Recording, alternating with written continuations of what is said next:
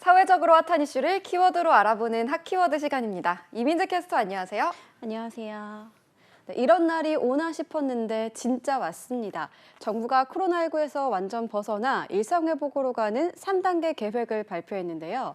무엇이 달라지는 걸까요? 일상회복이 어떻게 진행되는지 정부의 시간표 핫키워드에서 짚어보겠습니다. 코로나19를 다른 감염병 수준으로 관리하는 엔데믹 단계가 정말 코앞으로 다가온 셈이네요. 네, 맞습니다. 감염병 재난위기경보는 관심, 주의, 경계, 심각 단계로 나뉘죠. 2020년 2월 이래로 코로나19는 계속 심각 단계를 유지해 왔는데요. 그런데 정부에서 지금 안정적인 방역 상황을 감안해 오는 5월 초부터 내년 상반기까지 3단계에 걸쳐 코로나19 위기 단계를 하향 조정하고 일상적인 관리 체계로 전환하겠다고 한 겁니다. 그러면 구체적으로 어떤 점이 달라지는지 하나씩 짚어보도록 하겠습니다. 가장 먼저 감염됐을 때 격리 의무가 점점 줄고 있는데요. 이번에는 어떻게 결정됐나요? 네, 1단계 조치에서는 우선 확진자의 의무 격리 기간이 7일에서 5일로 줄어듭니다. 매일 발표하던 신규 확진자 통계도 일주일 간격으로 공개하기로 했고요. 이후 상황이 더 안정되면 확진자 격리, 마스크 착용은 모두 권고로 바꿀 계획입니다. 이때부터는 고위험군이 아니라면 코로나 검사 때 돈을 내야 합니다. 네, 이런 조치들은 7월쯤 시행될 수 있을 것으로 예상되는데 내년쯤에는 방역 조치가 모두 풀릴 것으로 보입니다.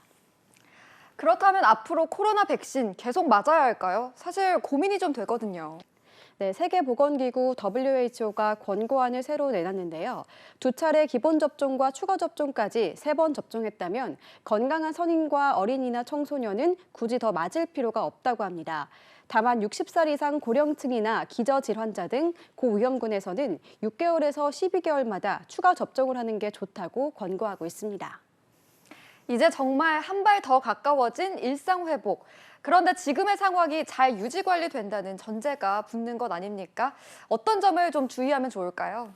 네, 전문가들은 코로나19가 토착화하는 데 따른 대비도 필요하다고 조언하고 있는데요. 다른 호흡기 감염병하고 같은 수준에서 코로나19가 다뤄질 수 있어야 할 텐데 특정한 의료기관에서만 환자를 보는 상황이 발생하는 경우가 있기 때문입니다.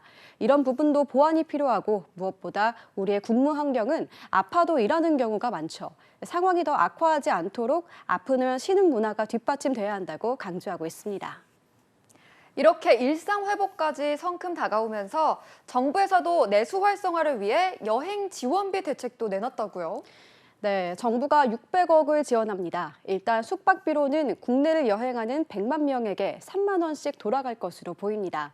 지난해 한 것처럼 숙박 예약을 할 수 있는 온라인 플랫폼에 3만 원짜리 쿠폰 100만 장을 뿌리는 건데요.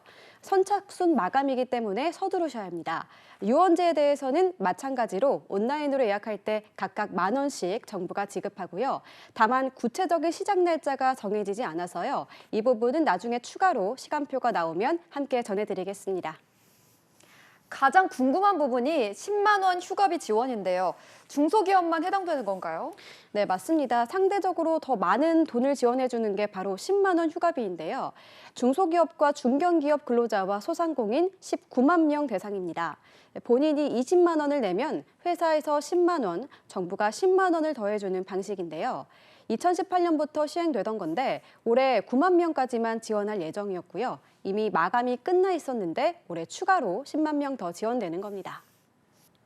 네, 정말 긴 터널의 끝이 이제 조금씩 보이는데요.